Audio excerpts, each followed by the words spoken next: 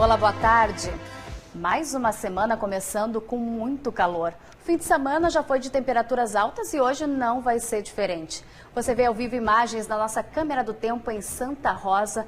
Nesse momento a temperatura é de 37 graus, à tarde pode chegar aos 41. A gente também vai ver imagens ao vivo de Passo Fundo, onde neste momento faz 33 graus e a máxima à tarde pode chegar aos 35. E todo esse calorão, mais a estiagem, que vem causando reflexos em vários municípios aqui da nossa região, também está prejudicando a produção de verduras e hortaliças. A perda de parte da produção tem refletido na oferta dos produtos. E quem costuma ir na Feira do Produtor aqui de Passo Fundo já percebeu essa variação. Na Casa da Carmen, as verduras da Feira do Produtor são presença garantida. A estudante de nutrição não abre mão dos produtos orgânicos. Dura mais também, faço sempre a compra no sábado e daí eu mantenho, os produtos ficam bons a semana inteira. Mas os reflexos da estiagem já são sentidos nas verduras e hortaliças. Eles estão conseguindo ainda manter um preço, vamos dizer assim, razoável, mas não adianta, né? Com a estiagem e com tudo, a gente nota que, inclusive pelas bancas mesmo que estão vazias, né, que muita gente está sofrendo bastante, né? A falta de chuvas volumosas e o calor forte prejudicam as produções. Em muitas propriedades, os agricultores já estão reduzindo as áreas cultivadas, causando também uma redução na oferta dos produtos. Na propriedade do Francisco, a dificuldade é na produção de rúcula. E a parte de campo nós já tínhamos que parar porque não produz. Seco assim mesmo, irrigando, ela não desenvolve. Daí, e na estufa já temos tendo que diminuir também algumas coisas que não estão desenvolvendo por causa do calor. Tem que trazer o que tem para vender lá e torcer para que o tempo melhore, né? Porque não tem muito o que fazer. A estiagem dificulta a germinação das verduras, principalmente as cultivadas no campo aberto. As estufas têm sido a principal alternativa para garantir a produção. Tem sido bem afetado, sim. Até a gente tinha nossos açudes lá que abastecia toda a irrigação lá das estufas lá e acabou secando. Nós toquemos de recorrer a um rio que estava perto lá para poder continuar irrigando, né? Perdemos já bastante produção. A gente ficou quase 20, 30 dias sem colher nada, né? Na hidroponia. Essa semana se complicou. Alguns hoje de manhã já vieram comentar que já estão sem água, vão ter que parar. Outros vão reduzir, outros mudaram o ramal da água para outros locais para conseguir continuar produzindo. Então a gente vê assim que a partir dessa semana é que a coisa complicou mesmo, né? Nós já temos aí praticamente 90 dias sem chuva, ganhando assim de 3 a 4 milímetros quando vem, e muitas vezes falha ainda, né? Eu vejo assim, dessa semana para adiante, complicado, bem problemático para parte de hortaliças. Bom, ainda hoje a gente volta a falar dos efeitos da estiagem, de todo esse calorão aqui na região. Agora a gente vai falar sobre a situação da pandemia aqui na região, vamos falar de Passo Fundo e também de Juí. Já estão aparecendo aqui as repórteres Débora Padilha e também a Jerusa Cassol. A gente começa a falar de Passo Fundo, que mais que dobrou o número de casos ativos de Covid, isso se comparado com o pico da pandemia em março do ano passado. O cenário, Débora, que vem preocupando bastante, já são mais de 3 mil casos positivos na cidade, né? Boa tarde. Oi, Fran, boa tarde para você e para todos aqui na nossa região. Nesse momento, são 3.422 pessoas com Covid-19 aqui em Passo Fundo. E quase 1.000 casos suspeitos estão em análise. Mais uma semana começa com busca grande por atendimento nas unidades de saúde, como é o caso aqui do CAIS Petrópolis. Nas imagens ao vivo, a gente mostra que tem bastante gente aguardando atendimento nesse momento. Passo Fundo já vem há alguns dias com o maior número de casos ativos de toda a pandemia e agora então a gente chega nessa marca, mais que o dobro de casos do que se tinha no pico da pandemia, que foi em março do ano passado, quando eram cerca de 1.500 casos. Hoje são 54 pessoas internadas em leitos clínicos nos hospitais de Passo Fundo e 19 em UTIs, moradores aqui da cidade e também da região. Por causa do aumento de casos, a Prefeitura de Passo Fundo já anunciou a ampliação dos locais de atendimento. Atualmente são 5 unidades que atendem exclusivamente quem tem sintomas gripais. E durante essa semana, mais 4 unidades serão destinadas para esse fim. A Prefeitura ainda não divulgou quais serão esses locais e os horários de atendimento. Por dia, em média, são 900 pessoas que têm procurado esse atendimento exclusivo aí com caso suspeito de Covid. A gente reforça sobre a importância da vacinação. Passo Fundo segue vacinando primeira dose, segunda dose da Pfizer e também dose de reforço. Fran. Tá certo, obrigada, Débora. Em Ijuí, tem mudança no local de testagem dos casos de Covid. Jerusa Cassol, essa alteração é em função da alta, na procura pelos testes. Boa tarde.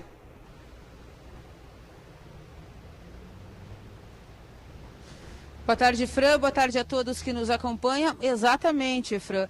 Na semana passada, ou até a semana passada, a média de atendimentos e casos confirmados, a média de atendimentos aqui em Ijuí era de 50 pessoas por semana.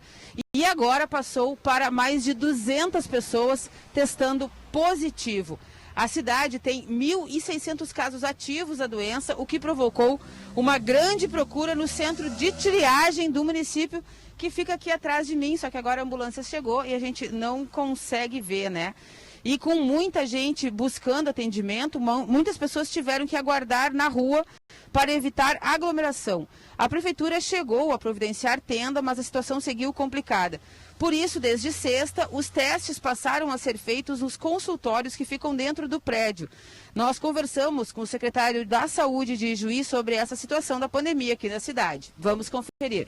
Vamos começar descentralizando a questão dos testes, Então, antes os testes para as pessoas que não estavam no período de agendamento, eles eram realizados no próprio centro de triagem. A partir dessa semana, esses testes eles serão agendados por uma nova estrutura, provisoriamente junto ao Sereste, no qual as pessoas que chegam para atendimento no CT e não estão em período para coleta, vão ser encaminhados para esse local na data correta, com agendamento para ser feita a coleta. Quem chegar no centro de triagem em período de testagem vai realizar seu teste normalmente nesse local.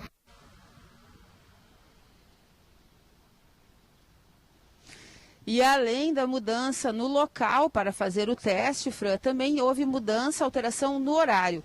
Até a semana passada, então, o atendimento aqui no centro de triagem acontecia até às 7 horas da noite.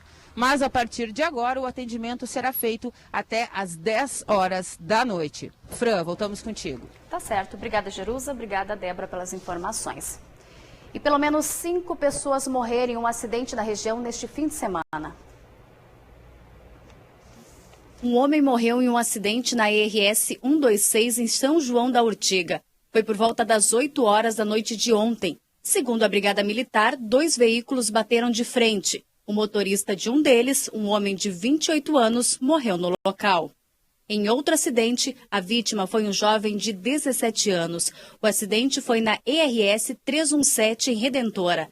De acordo com o comando rodoviário da Brigada Militar, o motorista perdeu o controle do veículo e capotou. A vítima estava no banco do passageiro. Na noite de sábado, um carro e um micro-ônibus bateram de frente na BR-386 em Frederico Westphalen. O motorista do carro, um homem de 64 anos, chegou a ser socorrido, mas morreu no hospital. E em Fontoura Xavier, um homem foi atropelado na BR-386. Roberto Carlos da Maia, de 39 anos, trafegava pela rodovia quando foi atingido por um carro.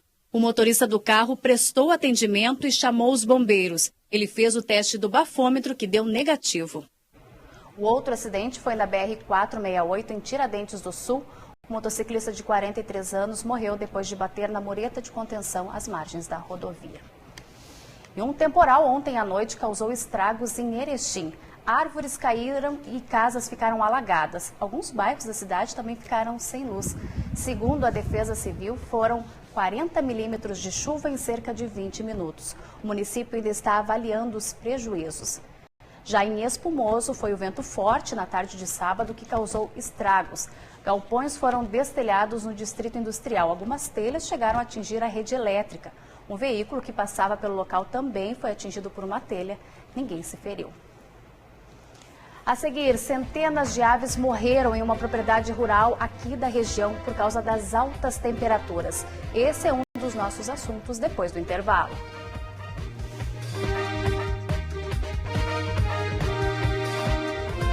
A Polícia Civil de Cruz Alta vai ouvir na tarde de hoje familiares da menina Betina Bessa Mendes, de 2 anos e 10 meses, que morreu no início desse mês à espera de um leito de UTI pediátrico. Na última sexta-feira, os pais prestaram depoimento. Hoje, a polícia ouve as tias da criança e também a avó materna. Os profissionais de saúde que atenderam a menina também devem ser ouvidos nos próximos dias. A polícia vai solicitar um relatório ao IGP. O inquérito vai ser prorrogado e não há um prazo para a conclusão. Segundo o delegado Josué Muniz, esse caso é prioridade para a polícia. O inquérito foi instaurado inicialmente para apurar crime em tese de homicídio culposo por omissão. É claro que nós ainda não podemos afirmar que houve um crime, mas o ponto de partida é esse. E aí, conforme o que for apurado, nós poderemos tirar uma conclusão. Mas, reitero, é uma situação que choca pelo que aconteceu e por isso nós estamos dando toda a atenção e toda a prioridade possível. E em Passo Fundo, 2 pessoas morreram durante um confronto no bairro Valinhos. Homens armados invadiram uma casa no sábado e trocaram tiros. Um homem morreu no local e 3 feridos foram encaminhados para o hospital. Um deles, um jovem de 16 anos, recebeu atendimento, mas não resistiu e morreu. Os outros 2 feridos, um homem e uma criança de 11 anos, foram baleados no abdômen e no ombro e passaram por cirurgia. A suspeita é que o crime tenha relação com o tráfico de drogas. A Polícia Civil investiga o caso. O calorão que vem fazendo no estado traz cada vez mais prejuízos. Criadores de ave da região estão tendo perdas na produção. Centenas de aves morreram por causa das altas temperaturas em São José do Inhacorá. Com uma produção ainda recente, este é o primeiro verão enfrentado por esses produtores rurais de São José do Inhacorá, na região noroeste. O Alan e o sócio começaram o empreendimento em setembro do ano passado. E até aqui a produção média de ovos por dia era de 460 dúzias. Mas o calor intenso, com temperatura chegando aos 40 graus, começou a trazer prejuízos para o negócio. A redução de produção diária está em cerca de 15%. São 70 dúzias a menos por dia. Mas o problema não é só este. É que as aves começaram a morrer por causa da alta temperatura dentro do galpão. Um prejuízo irreversível. Elas elevam a temperatura corporal, acabam não se alimentando e como há uma certa concentração de aves na criação de gaiolas, então essas aves de postura acabam morrendo. A granja perdeu em apenas um dia mais de 350 aves. Isso porque aqui dentro chegou a fazer 49 graus. A alternativa foi buscar uma forma rápida de amenizar as altas temperaturas. Para isso, o Alan e o sócio fizeram a instalação de canos, que levam água até o telhado, e ainda fazem uma espécie de irrigação no aviário. Tudo improvisado na tentativa de refrescar o ambiente e não ver mais as mortes acontecerem. A gente faz tudo na pressa, na corrida, porque o calor é agora e tem que ser solucionado agora, né? Não dá para esperar para semana que vem ou mês que vem, né? Tem que ser feito agora. E esse foi o custo mais barato e mais urgente que a gente conseguiu, né? No momento que é ligado esse sistema, não é muito adequado usar, mas no momento que é ligado ele baixa em torno de uns 12 graus interno, que ajuda bastante elas, né? Para essa instalação foi investido cerca de R$10 mil, um valor que já não é baixo para quem está começando e ainda teve perdas, mas é menor se comparado a outro sistema de climatização de ambiente, que chega a custar 10 vezes mais. Em uma semana, a alternativa funcionou para que uma perda maior não acontecesse novamente. Mas nos dias mais quentes, algumas aves ainda foram vítimas do calor. O veterinário, que é responsável técnico da granja, diz que o calor extremo foi inesperado. São casos extremos, esse ano estão enfrentando aí essa adversidade enorme, então não tem como se prever certas questões, né? É só ali no momento que a gente vai observar e vai agir momentaneamente para evitar que isso ocorra futuramente, né? Bom, e como a gente já falou hoje no início do JA, Santa Rosa deve registrar uma das maiores temperaturas do estado hoje. Pode fazer 41 graus à tarde. Então vamos para Santa Rosa conversar ao vivo com Everson Dornelles, que está retornando das férias. Everson, a gente sabe, né? Temperatura de 41, mas sensação de calor geralmente é muito maior. Me conta como é que está por aí. Boa tarde.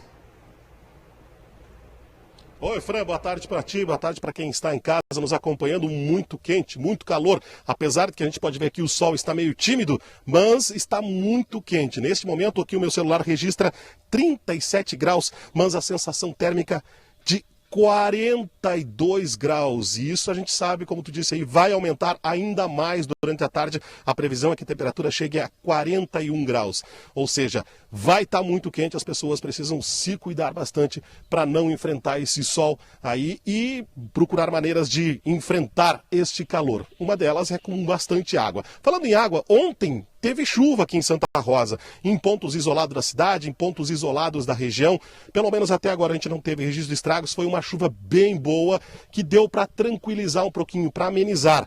Teve muita gente, eu fui um deles, que pegou aquelas plantas dentro de casa e colocou para fora para pegar essa água da chuva. E como eu disse, se as plantas precisam de água, a gente também precisa de muita água, principalmente para se manter hidratado.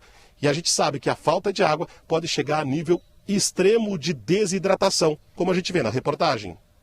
Temperaturas nas alturas, falta de chuva e um clima muito seco. Essa é a realidade da região e quem vive por aqui sente na pele os efeitos disso tudo. Horrível, muito horrível. Não tem lugar para a gente parar, né? De tão quente. Esse calor aí tá péssimo, tá muito forte, como diz o outro, porque não tem lugar que a gente se esconda na sombra que o calor não venha. Tem sido assim nos últimos dias.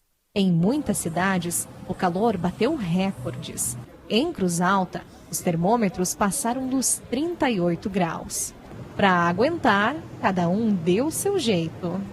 Procurando sombra, onde tem sombra, né? Que dentro de casa não dá para ficar, é muito quente. A região é muito quente, né? E aí nada mais como um sorvetinho aqui pra gente estar o calor, dar uma baixada no calor. Agora, se tem uma coisa que não deu para deixar de lado, foi a garrafa de água. E quanto mais quente, maior a necessidade de hidratação. É que no calor o nosso corpo perde muita água e por isso é necessário repor. Caso contrário, as funções vitais ficam prejudicadas e, em casos extremos, pode levar até a morte. O maior risco é entre crianças e idosos. Já nos casos de desidratação mais grave, podem surgir sintomas como queda de pressão, perda da consciência, coma e até falência múltipla dos órgãos. É muito comum as pessoas com desidratação elas apresentarem sinais como olhos fundos, boca seca, a língua seca e a pele seca, um sinal típico de desidratação. Outras bebidas, além da água, também ajudam a hidratar o organismo, como água de coco, isotônicos e sucos naturais de frutas. Mas atenção, estas bebidas podem ser ingeridas como complementares e nunca podem substituir a água pura. Recomenda-se ingerir 2 litros de água por dia. Usar roupas leves, especialmente as claras, refeições também leves e repartidas, não praticar exercícios nas horas mais quentes do dia e evitar a exposição solar direta também nesses períodos mais calor. Atentar para a ingestão de líquidos em idosos, pois a sensibilidade deles à sede é diminuída. Crianças, especialmente também as menores de 3 anos, têm que ter um cuidado maior com a desidratação. Lembrando que esse essa faixa etária de crianças e idosos, muitas vezes eles esquecem de ingerir a quantidade de água que seria necessária. Eram essas notícias da nossa região. Daqui a pouquinho já segue direto de Porto Alegre.